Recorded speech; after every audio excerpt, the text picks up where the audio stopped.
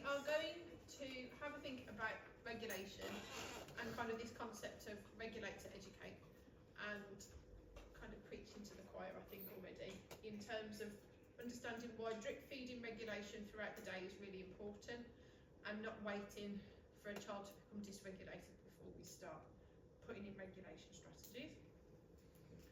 And we're going to start thinking about sensory circuits. People done sensory circuits or heard of sensory circuits before? Some yes, some no, so we've got kind of a mixture.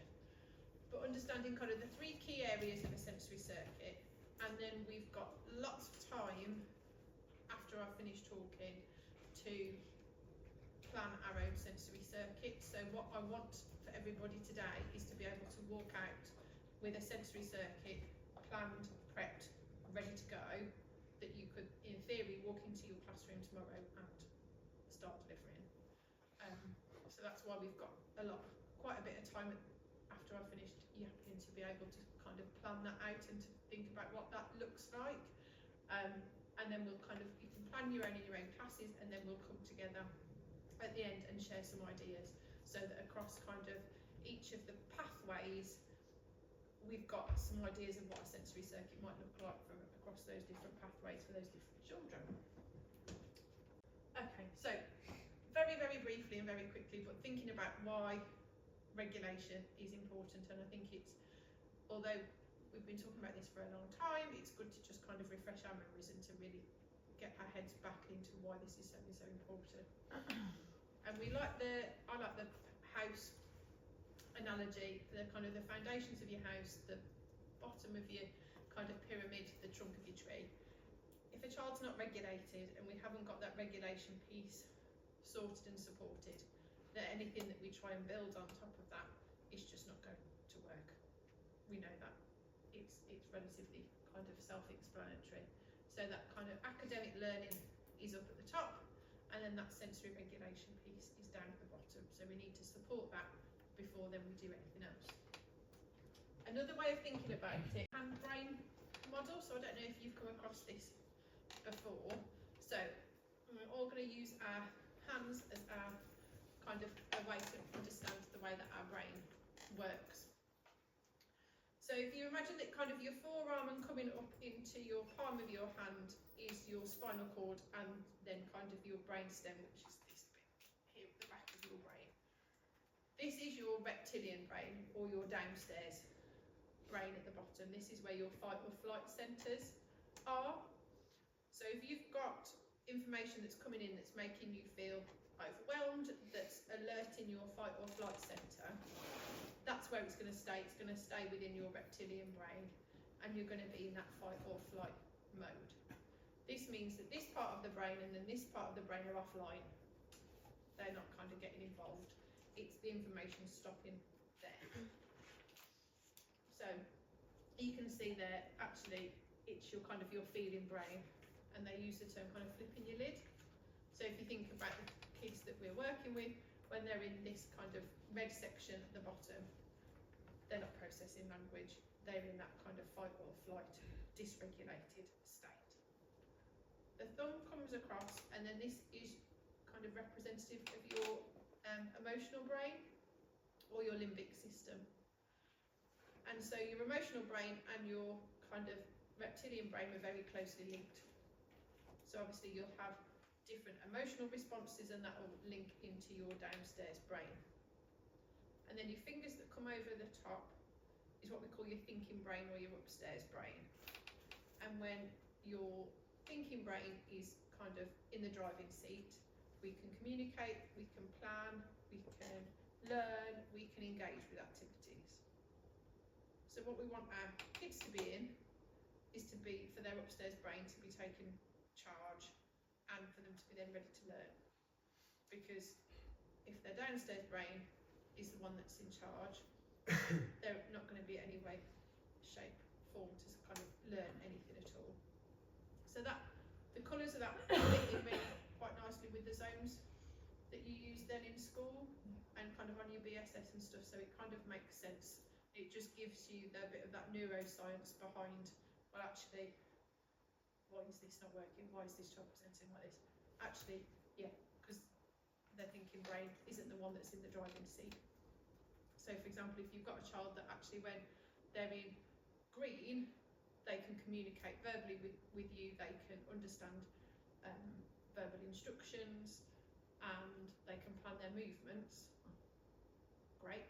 When they're in red, it appears that they're not listening, they're not able to process. Well, that's because actually that part of their brain that controls the communication is near enough offline, because that's what they're thinking with is the reptilian brain at the bottom.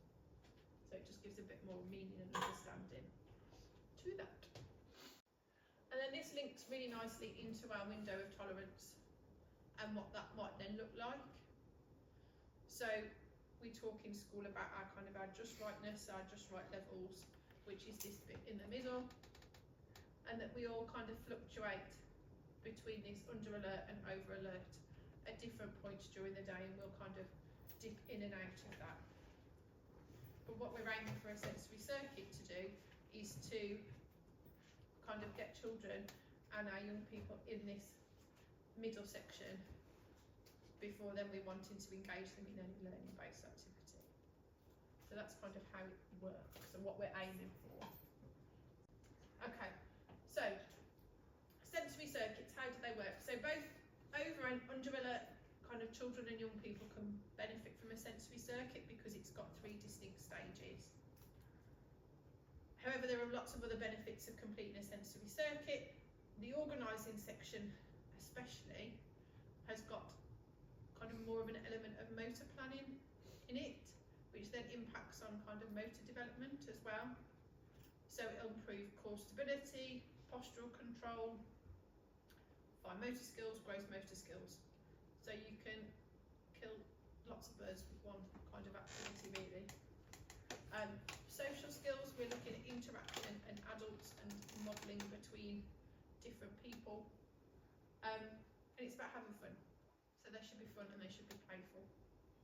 So that's kind of the essence of what a sensory circuit is and what we need to. So, how we can support regulation.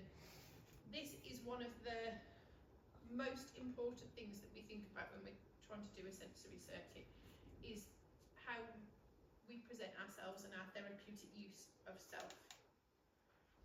It's about matching our alertness state to the activities that we're doing. So imagine that you went into a Zumba class. Now a Zumba class is supposed to be quite upbeat and you're moving quickly. And so the instructor needs to match that level of energy. If you walked into a Zumba class and they were standing and they were kind of doing the movements and it was all kind of like this, then actually you wouldn't really get a huge amount out of that Zumba class. Whereas then if you went into a yoga session and the yoga teacher was screaming and shouting and blowing a whistle, again that wouldn't be particularly relaxing. So it's about matching your alertness level and your energy levels to the part of the sensory circuit that you're doing, because the way that we present ourselves has a massive impact on the kids that we're working with. They are looking to us to help co-regulate them. So do we need to change our tone of voice? Do we need to change the words, the number of words, the gestures, our body language? So when we're looking at planning our sensory circuits, what I want you to also think about is us and how we use ourselves as well as the activities that we're planning in, because that's really important too. For those that don't know already, there are 3 parts to a sensory circuit. And this differs from a movement break, because movement breaks tend to be we're going to get up and we're going to move around, and that can be quite alerting for some children. Whereas a sensory circuit goes through each of these 3 stages. And each of the 3 stages needs to happen kind of in turn when we're doing a sensory circuit. You can't just do alerting or calming and call it a sensory circuit. We have to do all 3.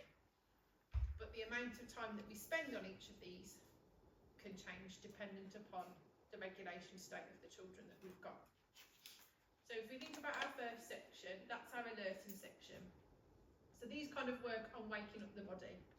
So they're more intense movement experiences.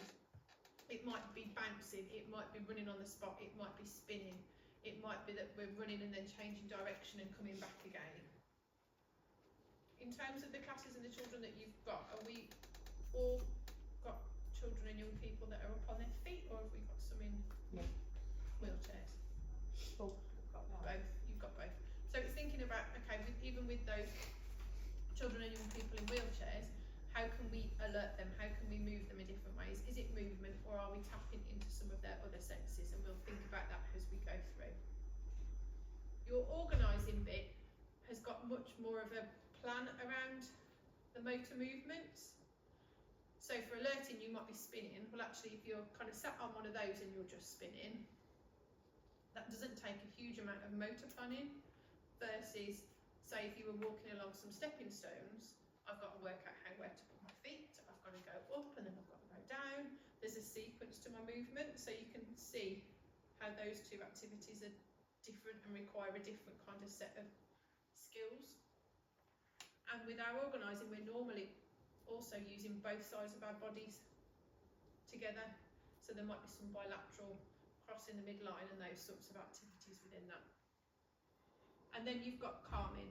So this is your last section, and it kind of does what it says on the tin. It helps work kind of calm the sensory systems and really just calm people down enough that they can feel ready to learn, but not too much that they're going to sleep. So let's have a little think about kind of waking up the body in our alerting stage. For some children who are already very alert, we might only need to do this a tiny amount. And it's thinking about the times of day as well. We've had discussions that if you're doing it after break time, especially in down at Plumstead side, no, Ridgeside, not Plumstead, coming in from playtime, they might be already quite over alert because they've been running around on the playground. Whereas here, they don't really have that opportunity at break time. They're all quite still. So it might be that we need to do a little bit more of that section if they're kind of coming in a bit more under alert. But monitor your children and their regulation states as well. Some kids will get overstimulated really quite quickly and will only need a little bit of spin or a little bit of movement. So this is kind of one where we have to err a little bit of caution. And then thinking about yourself, how are you going to present yourself? This is where you want to use the term panto it up. We want to be loud, we want to be more animated, we want to be a bit more bouncy. And your environment. So thinking about your classroom, we want to open the blinds, we want the lights on, we want a change of air, we want maybe a different smell in the air, something that's quite alerting, pleasant but alerting smell. So that's kind of about bouncing on a peanut ball, trumpet, running on the spot, noodle drumming. I know some classes have done that before in the past. There's apparently lots of noodles here. Maybe we need to get some from other sites. Rolling over items, so having your head inverted, so being upside down basically. Touching something cold. Again, if you've got students that can't get up and move around, can we move them in their wheelchairs so they're getting that sense of movement, or do we need to alert them in different ways? Sometimes just a change in position, so hoisting out of one piece of equipment into another, that's alerting enough in itself, and that's just part of that activity. Our organising stage is kind of that focusing the brain. So activities that provide a bit more of a motor challenge and require planning and sequencing and organising our movements. So if you think about things like throwing and catching a ball, hitting a target, popping some bubbles, kicking something, those sorts of things that require us to kind of plan our movements a little bit more. We might need to model those activities for children that can't do those yet themselves. Your environment can be the same as your alerting, so you're not kind of changing too much there. But think about having some stations, so not necessarily everybody's doing the same thing. So have some different stations with different activities within the class that you can then access. Here, throwing and catching a ball, Rolling on a peanut ball and collecting items up off the floor. Simple sequence of movements, so kind of like Simon Says, those type of games. Walking along some stepping stones, hitting a target on a wall. So it's those sorts of activities, those are the things that we're thinking about. Stage, so this is kind of when we're settled and ready, and we're wanting to finish the circuit in a calm and alert state, and we want to leave the circuit kind of focused and relaxed and ready to engage with whatever activity comes next. This is where the environment changes, so you want to dim the lights, you want to shut the blinds, we might be talking in whispers if we're speaking at all. And what's really important is that someone should, if you were doing a sensory circuit, someone should be able to walk into that room and work out which bit of the sensory circuit that you're doing from the environment and the activities that you're doing without them having to look on the board or for anyone to explain. We're whispering, we're being quiet. And I think what's come up a couple of times is that classes that are maybe already doing story massage, for example, they might be doing it, but they might have the lights on and they might have the blinds open, and they might then be doing the story massage, but you've got other children you've got people coming in and out, or you've got kind of staff planning what's next and having conversations about what's coming next. And then that calming activity suddenly becomes a little bit muddled as to why we're doing it and the purpose of it, because the environment around it isn't particularly calming anymore, so it's kind of creating the environment as well as the activity that goes with it. And then just some things. Deep breathing exercises. Apparently there's a lady on YouTube that does rainbow breathing and mindfulness breathing, so that might be accessible for some of the students in your class that are kind of at that level. And I was in a school the other day, and there was a lad, and we almost did a mini sensory circuit with him, and I was just modelling some really deep breathing, and he was copying me, and it was really interesting just to see him kind of coming down. So sometimes you don't need anything on a screen or someone to follow, just doing kind of deep breathing yourself and modelling that is just as effective. Gentle stretching, yoga poses, just lying on a mat and being still. I don't think any of us really get a huge amount of opportunities during our day just to be still and to be quiet. And if that's, we're sitting on a rocking chair and we're just listening to something and we're just quiet and still, I think that's calming in itself. Weighted blankets, weighted lap pads, massage, deep pressure. Students have brushing programs is a good time to do this in lots of different ways of kind of using different kinds. So, some key things to remember. Having someone to lead the sensory circuit can be really helpful, just to kind of keep an eye on time and moving the PowerPoint along and just kind of overseeing everything.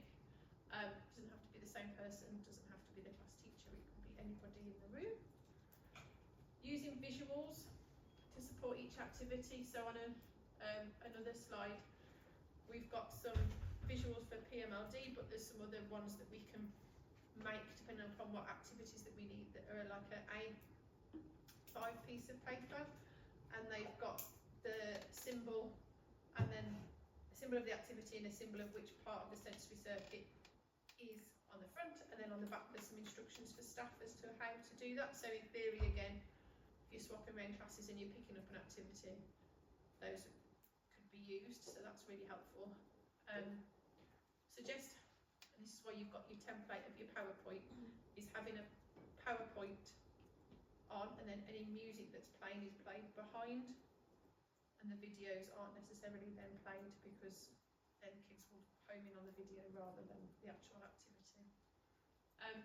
Having music to support kind of specific songs for each section, so that we're definitely changing, and making sure that those are age appropriate as well. Sensory circuit shouldn't be any more than 15 minutes, so 5 minutes on each, but could be as little as 6. So you're kind of 2 on each. So this isn't like really long and convoluted, it should be short and snappy. thinking about when in the day it should be done. We've had lots of discussions about that today.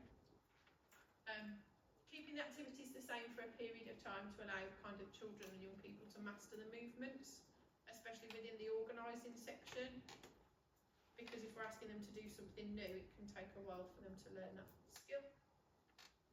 And then drip feeding, this idea of drip feeding that sensory input in. So, what I'm going to give you is a paper plan, just to kind of start jotting down some initial ideas of what you want in each section, things to think about, the environment, the people, how we want to present ourselves, as well as the activities. There's an equipment and a no equipment option. Use the equipment that you've got in your class, use the equipment that you've got in your sensory boxes, and then think about kind of no equipment options. It might be easier with, I think it might be easier with this group than it has been for any of the others. So have a think of those. There's also a sensory circuit guide which has got lots of different activity ideas on as well, which I will give you. You can recommend to have at least 2 or 3 different activities in each section, because if you've got one peanut ball and 10 children bouncing on a peanut ball, it's not going to work for everybody. And have you think about using the equipment in different ways. So a peanut ball you can use for bouncing on, for alerting, rolling over on your tummy and collecting things for organising, and then squashing for calming. So you can use it for lots of different ways with one piece of equipment. So those are those. You've then all got access now to the PowerPoint. So once you've kind of started jotting some ideas down, what would be great if we could walk out of here with a completed PowerPoint with your symbols and your music attached. So in theory that you could just pick it up and run with it.